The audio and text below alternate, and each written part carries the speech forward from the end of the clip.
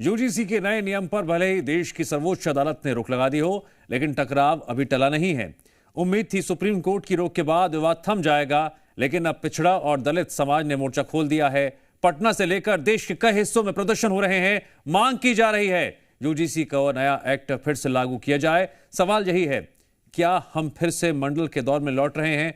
सवाल यह भी है, शिक्षण संस्थानों में पढ़ाई के बजाय जाति की राजनीति क्यों?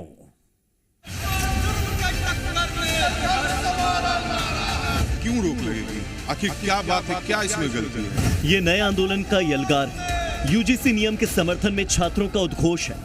जनरल कैटेगरी के छात्रों के साथ साथ अब ओबीसी और दलित छात्रों ने भी मोर्चा खोल दिया है। पटना में मंडल के जिन को फिर से बाहर निकालकर सड़क पर उतारने की तैयारी है।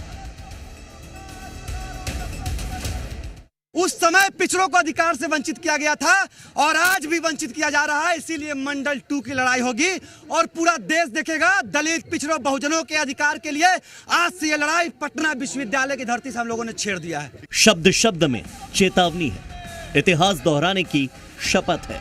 फिर से वैसे ही सड़क पर लामबंदी की घोषणा है जैसे 1990 में मंडल कमीशन लागू होने के बाद आरक्षण विरोधियों के विरोध में दलित और पिछड़े वर्ग के छात्र उतरे थे सीधे सड़कों पर। इस बार बाबू जगदेव प्रसाद की जयंती के अवसर पर फिर से वैसी ही तैयारी है। ऐसे में सवाल है कि जब यूजीसी गाइडलाइन का मामला अदालत में है तो फिर प्रदर्शन क्यों?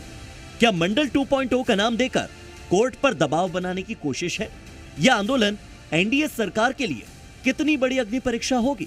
क्योंकि ओबीसी और दलित छात्रों का यह सर्वदलीय प्रदर्शन है। इसमें कमोबेश सभी छात्र संगठनों के नेता लामबंद होकर यूजीसी गाइडलाइन का न सिर्फ समर्थन कर रहे हैं, बल्कि सुप्रीम कोर्ट और न्यायाधीश पर प्रश्न चिन्ह भी लगा रहे हैं।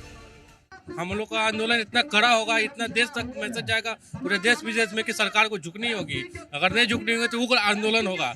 मंडल 2.0 की पटकथा लिखने वाले छात्रों का कहना है कि उच्च शिक्षण संस्थानों में जाति आधारित भेदभाव खत्म होंगे। विशेष रूप से अनुसूचित जाति, अनुसूचित जनजाति, सामाजिक और शैक्षणिक रूप से पिछड़े वर्गों, आर्थिक रूप से कमजोर वर्गों के विरुद्ध भेदभाव खत्म होगा।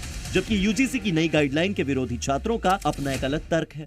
हम जब तक कैंपस में सुरक्षित महसूस नहीं करेंगे या ऐसा कोई कानून नहीं आएगा जो हमें सेफ फील कराए, तो कैंपस में हम सब बढ़ चढ़ कर अपनी रिप्रेजेंटेशन कैसे निभा पाएंगे? भारतीय राजनीति का इतिहास हमेशा से गवाह रहा है कि ऐसे ही जाति और धर्म की धधकती हुई आग पर सियासी रोटियां सेकी जाती रही हैं।